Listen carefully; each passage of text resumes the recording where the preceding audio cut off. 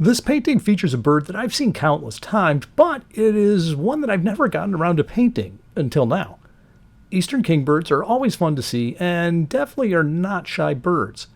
This is a small 7 by 10 inch transparent watercolor done on a block of Arches 140-pound hot press paper. I started the painting by masking off the bird with liquid frisket. That would allow me to paint the cloudy sky behind the bird first. Wanting lots of soft edges to the clouds, I was going to start with a wet-on-wet wash. Hot press paper like this can be fussy about taking a nice even wash and is likely to backrun, so I was careful to evenly saturate the paper with water. Once I was confident that the page's surface was consistently wet, I tilted my paper on a small block of wood and started bringing in a mix of ultramarine blue and dioxazine purple with a number 4 round brush. Working down the page, I switched to a mix of ultramarine and cerulean blue. I only dropped pigment in a few places and allowed it to move across the page with the water. This should start to give the appearance of soft clouds. While the page was still wet, I brought in some additional purples to the shadow areas on the clouds. Afterwards, I blotted off a few areas to get more white in the clouds here and there. Once I was satisfied with all the loose, blurry parts of the clouds, I hit it with a hairdryer to lock in the colors. Next, I added in some warm highlights to the clouds using very watered-down mix of lemon yellow and Windsor orange, being careful to keep the edges soft. I followed this up by adding in some cool shadows using my ultramarine and dioxazine purple mix, only watered down a lot. I also brought in some pink shading using quinacridone magenta. More cool shadows were needed to build depth to the clouds. I gradually built up the values I wanted in many thin, soft layers. You may notice that I had a box elder bug who seemed pretty interested in the painting. He kept trying to crawl over my hands and on the painting. He probably was attracted to the warmth and the bright lights. Eventually, he got moved to the plants upstairs as it was too frigid to put him outside. For this mass of clouds, I was trying to find a good balance between soft and hard edges, while establishing my warm highlights and cool shadows. It can take a while before you find the look that you're hoping for. Once things were pretty close with the background, I gave it a good hit with the hairdryer before removing the frisket.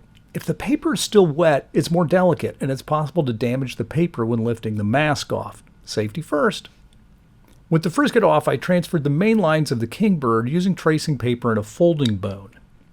I had a recording failure for my first wash covering up the base layers of the bird. For this, I used a number 2 round brush and a grade mix of ultramarine blue, dioxazine purple, which was knocked back with some burnt sienna. I did that in segments and overlapped the glazes of the wings to get a bit of transparency to the flight feathers. Once those tones were in, I added warm highlights to the sun side of the bird using chrome orange and lemon yellow. Like the clouds, I'm going to have consistent lighting with warm highlights from the upper right and cool shadows on the lower left. It was a long process of glazing in many thin layers of ever darker pigments to build the colors and textures on the bird's feathers. As those layers pass over each other, they start to simulate the look of overlapping feathers. The dark feathers will take longer than the lighter belly. For some of the darker tones, you'll see me bringing in a mix of alizarin crimson and phthalo green, sometimes with added dioxazine purple. This gives a gray to blackish color that still has some subtle shifts to warmer cool colors, and tends to mix well with other colors like blues, purples, and brown. Again, I apologize, my camera skipped about half an hour of glazing in the darker tones on the wing.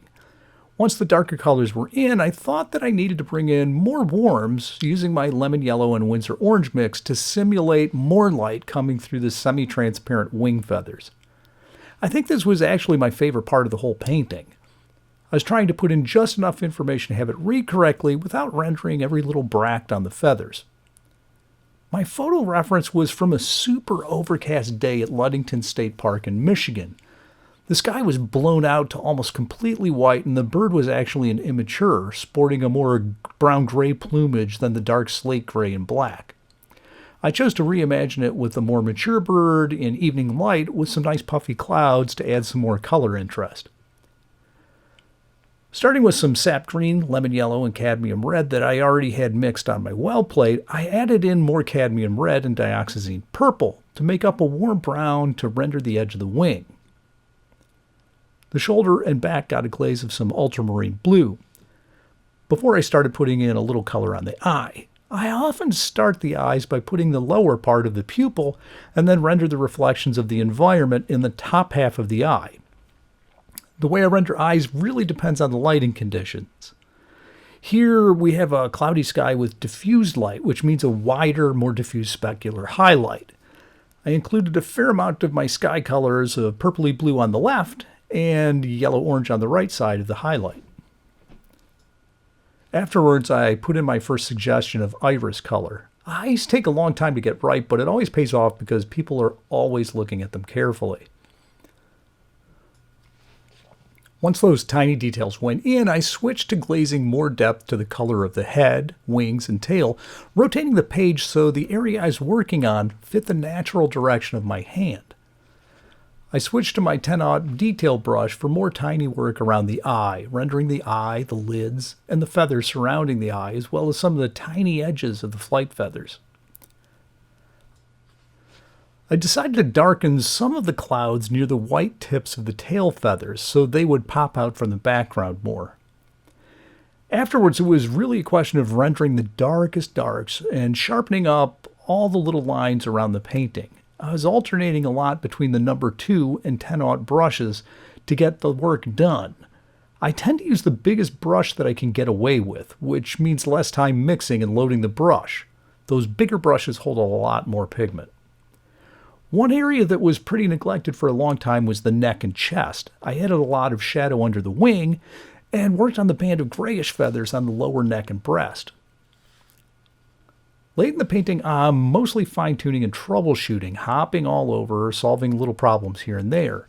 After picking away at a bunch of other areas, I went back to add some final cloud details, and then found more work on the Kingbird that needed to be done.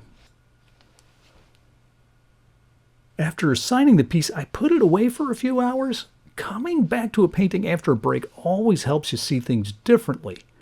In this case, I decided it needed to have the head and upper part of the wing darkened quite a bit.